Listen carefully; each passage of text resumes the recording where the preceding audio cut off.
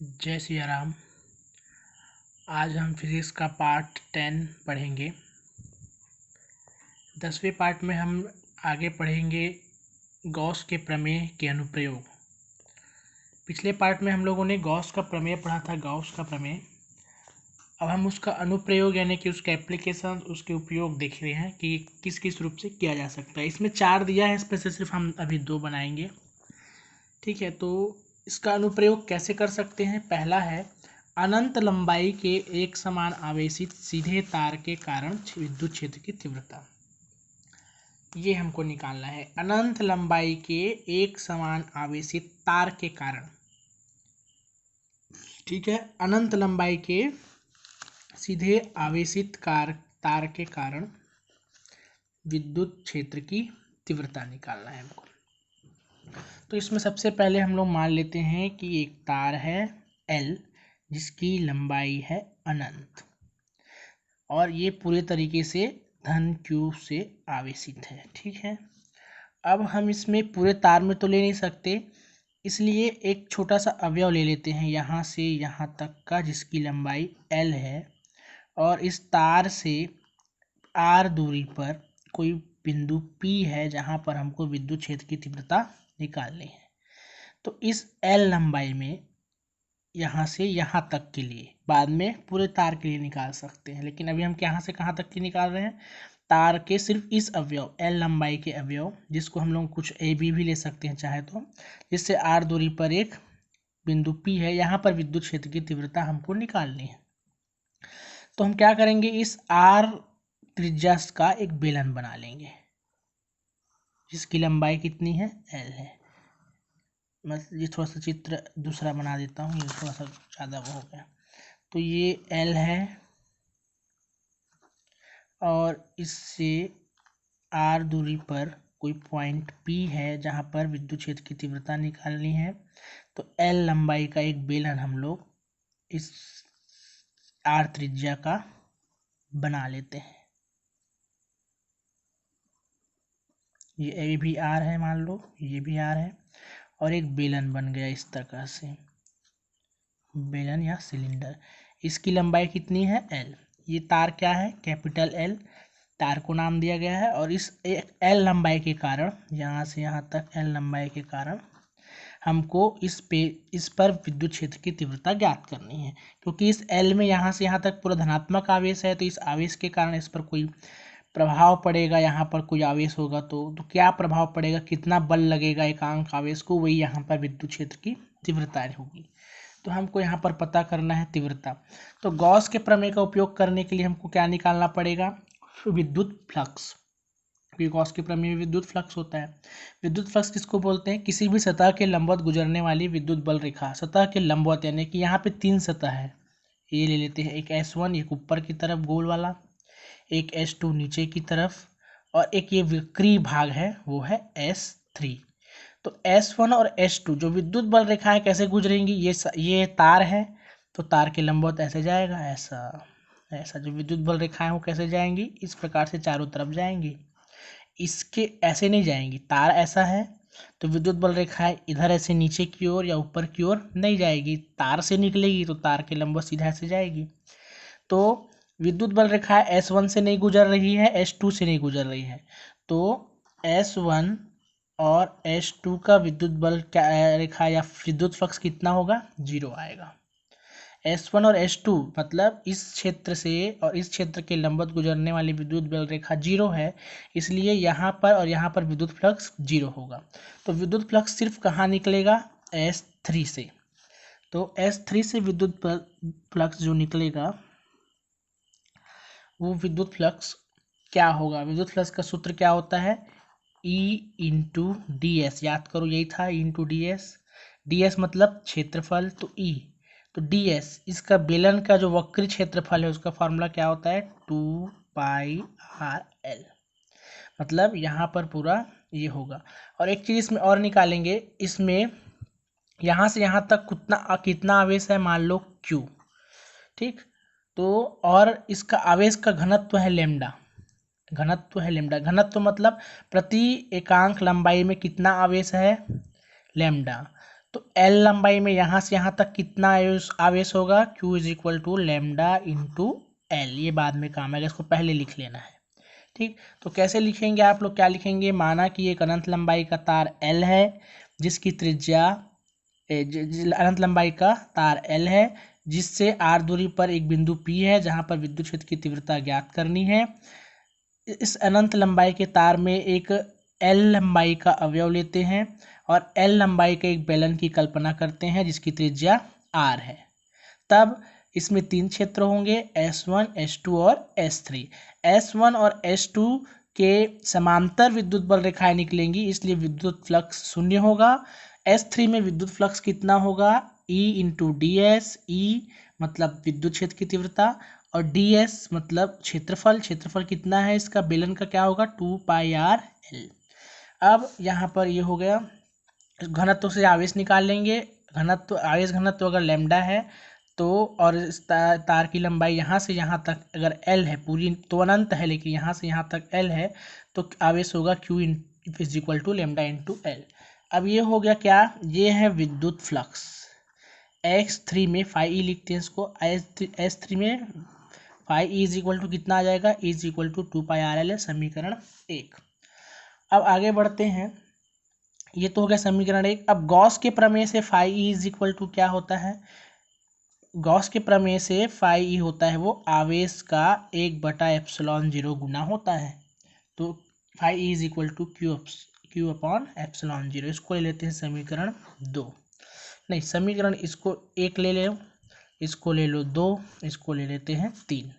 अब समीकरण 2 और 3 से क्या होगा, समीकरण 2 और 3 से क्या करेंगे, ये भी फाई ई है, ये भी फाई ई है, तो फाई ई का मान रख देते हैं। फाई ई का मान क्या है, E इंटू 2πr l, यहाँ पर रख देते हैं। तो E into 2πr l is equal to Q upon ε0। अब इसमें से E निकालना है हमको, विद्युत क्षेत्र की तीव्रता, तो क्या हो जाएगा, Q अपॉन 2πr l, और ये वाला ε0 पहले से है, ये 2πr l का आ जाएगा, नीचे आ जाएगा। उसके बाद समीकरण 1 में देखो Q इज इक्वल टू क्या है, लेमडा इंटू एल। तब इसमें Q का मान रख देते हैं, तो Q का मान रखेंगे तो क्या आएगा, lambda into L 2πr l ε0। ये एल और एल कट गया, तो E इज इक्वल टू आ गया, क्या आया, लेमडा अपॉन 2πr और ε0। ये हो गया हमारा विद्युत क्षेत्र की तीव्रता। यह है अनंत लंबाई के चादर के कारण विद्युत क्षेत्र की तीव्रता। छोटा सा डेरिवेशन है, आसान है, उतना कठिन नहीं है। इसको 1-2 बार बना करके देखेंगे तो बन जाएगा। तो ये हो गया अनंत लंबाई के एक समान आवेशित तार के कारण विद्युत क्षेत्र की तीव्रता। हम गॉस के प्रमेय का अनुप्रयोग करके इसको बनाए हैं। उसके बाद फिर है अनंत आवेश।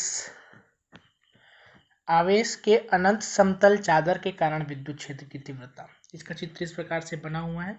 चादर के कारण, एक चादर है इस प्रकार से, या पर्दा है समझ लो, उस पूरा अनंत लंबाई का, अनंत क्षेत्रफल का है, और इसके कारण विद्युत क्षेत्र की तीव्रता हमको निकालनी है। ठीक है, तो अब इसको भी मैं समझा देता हूँ कि क्या है, कैसा है,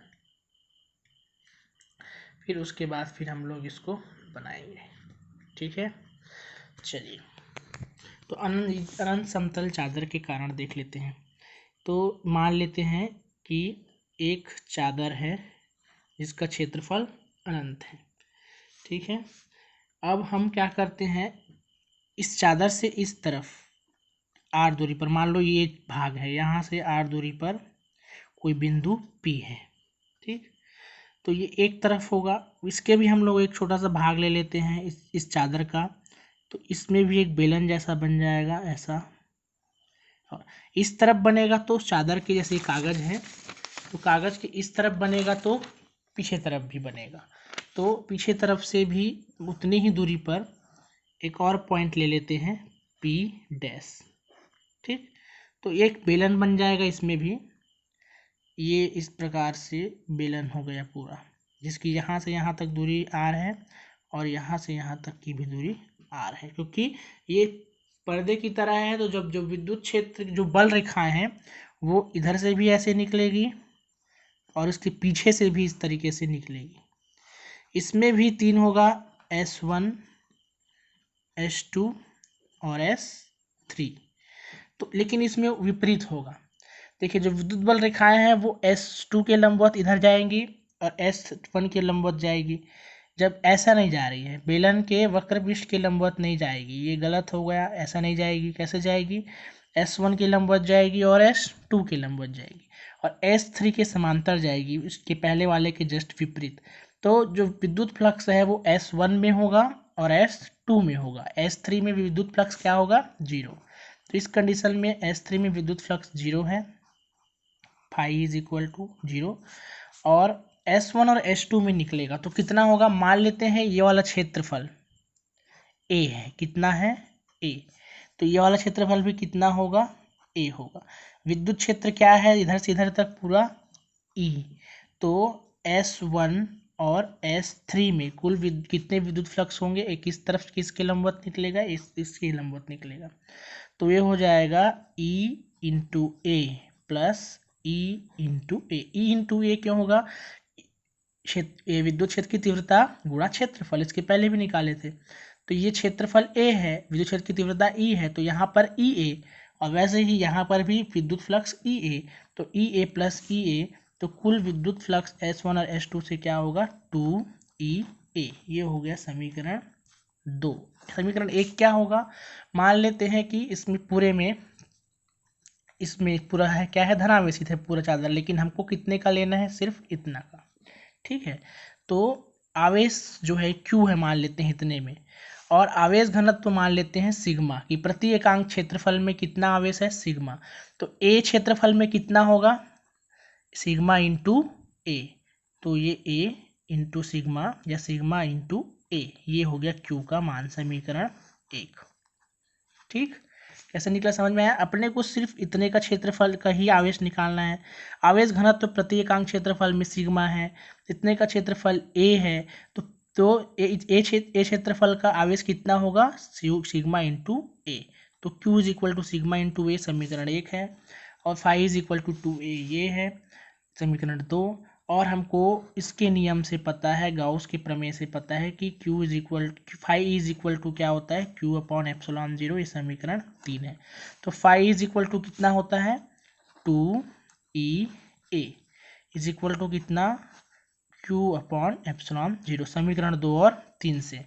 अब समीकरण 1 से Q का मान रख देते हैं और इसमें से 2A को पक्षांतर कर देते हैं, तो E बस बचेगा, E निकालना ही है हमको। Q is equal to 2A, Q का मान क्या है? सिग्मा इंटू ए, तो ये हो जाएगा सिग्मा इंटू ए अपॉन 2A, और एप्सिलॉन 0 को भूल गया मैं, ये एप्सिलॉन 0 और ये एप्सिलॉन 0, तो ये A और ये कट जाएगा, तो E इज इक्वल टू कितना आ गया?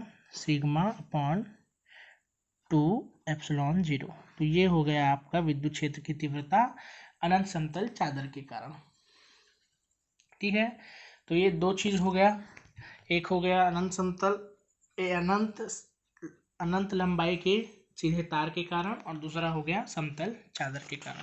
इसमें भी आप शुरू में जो लिखेंगे वो क्या रहेगा? माना कि एक समतल चादर है जिसके क्षेत्र अनंत समतल चादर है अनंत आवेश के साथ, जिसका जो पृष्ठ घनत्व है वो कितना है? सिग्मा। इसके आवेश का पृष्ठ घनत्व या आवेश पृष्ठ घनत्व सिग्मा है, प्रति एकांक क्षेत्रफल पर आवेश की मात्रा सिग्मा है, और जिससे r दूरी पर एक बिंदु P है और उसके विपरीत तरफ r दूरी पर ही एक बिंदु P डैश है। इसके एक भाग से, इस चादर से एक दिशा में r बिंदु पर बिंदु P है और विपरीत दिशा में r दूरी पर बिंदु P डैश है, और एक A क्षेत्रफल का एक लंबाई का A क्षेत्रफल का एक बेलन की कल्पना करते हैं जो P और P डैश के से होकर जाता है। ठीक है, और उसके बाद फिर इसमें जो किए हैं आगे वही, इसमें ज़्यादा लिखा हुआ है डिटेल में कि क्या माने हैं, इसको भी आप पॉज करके देख सकते हो क्या क्या माना गया, लेकिन अंत में वही आएगा। उसके बाद हम लोग एक और लास्ट टॉपिक जो बनाना है, दो और टॉपिक है उसको नहीं बना रहे हैं अभी जो बनाना है वो है गॉस के नियम से कूलाम के नियम की व्युत्पत्ति। ठीक है, ये वाला लास्ट डेरिवेशन हैगा इस चैप्टर का, उसके बाद ये चैप्टर खत्म हो जाएगा। तो इसको मैं बता देता हूँ, गॉस के नियम से कूलाम के नियम की व्युत्पत्ति। ठीक है, चलिए तो मान लेते हैं, पहले हम लोग यहाँ पर गॉस के नियम से उसको लेकर के आना है। ठीक, मान लेते हैं एक यहाँ पर बिंदु है O जिस पर +Q आवेश है। ठीक, और इससे R दूरी पर बिंदु P है, और ये इस प्रकार से पूरा एक बंद पृष्ठ एक गोले की कल्पना कर लेते हैं जिसकी त्रिज्या कितनी हो, R हो। ठीक, अब यहाँ पर अगर हमको विद्युत क्षेत्र निकालना है, मान लेते हैं यहाँ पर एक छोटा सा कल्पना कर लेते हैं छोटे से क्षेत्र का, जिसका क्षेत्रफल कितना है, ds। तो इस ds पे विद्युत फ्लक्स कितना होगा, तो फाई के सूत्र से क्या होता है, E, मान लो विद्युत क्षेत्र E है यहाँ पर, और क्या होता है, ds होता है। और यहाँ पर पता होगा आपको, समाकलन का चिन्ह लगाते हैं बंद पृष्ठ के लिए गोल। तो ये ई डी एस से ई बाहर हो जाएगा और ये गोला डी एस। समाकलन का डी एस का मतलब है इस पूरे का क्षेत्रफल। तो इस पूरे का क्षेत्रफल का क्या होगा, ये गोला है, गेंद की तरह गोला है, तो गेंद का या गोले का विद्युत क्षेत्र आपका पृष्ठ निकालेंगे, पृष्ठीय क्षेत्रफल, तो ये आएगा ई और पृष्ठीय क्षेत्रफल आएगा 4πr²। ठीक है, तो phi E is equal to क्या हो गया, 4πr², समीकरण 1। ठीक है, कैसे आया, समझ में आ गया ना। ये त्रिज्या r लेकर के बिंदु P है और ये गोले की कल्पना किए, इस P में एक छोटा सा क्षेत्रफल ds लिए, तो ds में विद्युत फ्लक्स कितना होगा, फाई इज इक्वल टू सूत्र से इंटू ds, ई बाहर हो गया, समाकलन का चिन्ह ds मतलब पूरे का क्षेत्रफल, तो पूरा क्षेत्रफल होगा 4πr², ई इंटू 4πr², हो गया समीकरण 1। अब गॉस के नियम से क्या होता है, गॉस के अनुसार जो फाई ई होता है वो कितना होता है, Q/ε0। तो यहाँ पे फाई ई की जगह में अब क्या लिखेंगे, ये तो फाई ई की जगह में लिखेंगे E इंटू 4πr² और Q/ ये ε0। ठीक, तो अभी 4πr² इधर आ जाएगा, तो E इज इक्वल टू क्या हो जाएगा, Q/ε0, और ये 4πr² भी आ जाएगा नीचे, 4πr²। तो Q इज इक्वल टू, अब इसको अगर जमा करके लिखें तो कैसे लिखेंगे, E is equal to 1/4πε0 Q/r², को पीछे कर दिए, 4πε0 को एक साथ जैसे कि लिखते हैं हमेशा। ठीक, तो ये हो गया E का मान। अब ये जो E जो है, मान लीजिए P में अभी यहाँ पर एकांक धनावेश है, तो ये आया है E। अब इसमें P की जगह में मान लेते हैं, एकांक धनावेश की जगह मान लेते हैं यहाँ पर Q0 हो जाए। तो अगर यहाँ पर Q0 आ जाता है तो जो लगने वाला बल है वो क्या होगा, E इंटू Q0। ठीक, बल का सूत्र क्या होता है, E इंटू जो आवेश है वो Q0, तो ये हो जाएगा QE होता है, तो ये E हो गया। E का मान कितना है, 1/4πε0, और ये Q0 है और QR² है ना, Q/r², ये हो गया E का मान, यहाँ से E का मान 1/4πε0 Q/r², और ये इंटू Q0। तो ये देखो, ये कूलाम का नियम से ऐसा ही आता है ना, ये कूलाम का नियम आ गया। कूलाम के नियम से बल क्या आता है, 1/4πε0 Q1 Q2/r²। Q1 Q2 ना हो करके यहाँ पर क्या है, Q इंटू Q0। तो ये है न्यूटन का सूत्र बल के लिए।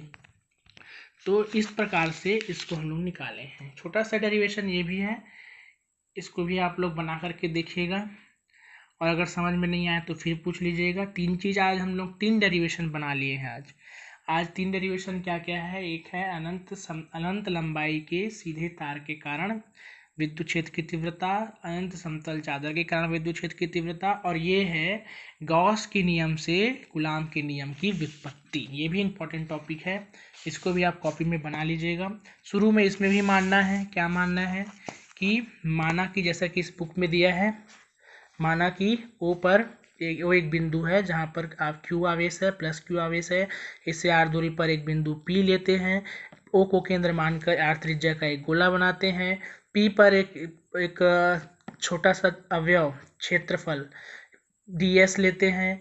ds पर विद्युत क्षेत्र की तीव्रता या संपूर्ण और जो आवेश है ये ई विद्युत क्षेत्र पर रखा हुआ है, ऐसा लिख सकते हैं। तो विद्युत फ्लक्स क्या होगा ऐसा करके फिर यहाँ पर आप लोग इसको आगे बना सकते हैं। ठीक है, तो ये हमारा लास्ट पार्ट है आपका फिर चैप्टर 1 का। इसके बाद हम लोग चैप्टर 2 पढ़ेंगे और ये हमारा चैप्टर 1 यहाँ पर खत्म होता है। कॉपी को बना लीजिएगा, मेहनत कीजिएगा, सबको कंप्लीट कर लीजिएगा। ठीक है, थैंक यू, जय सिया राम।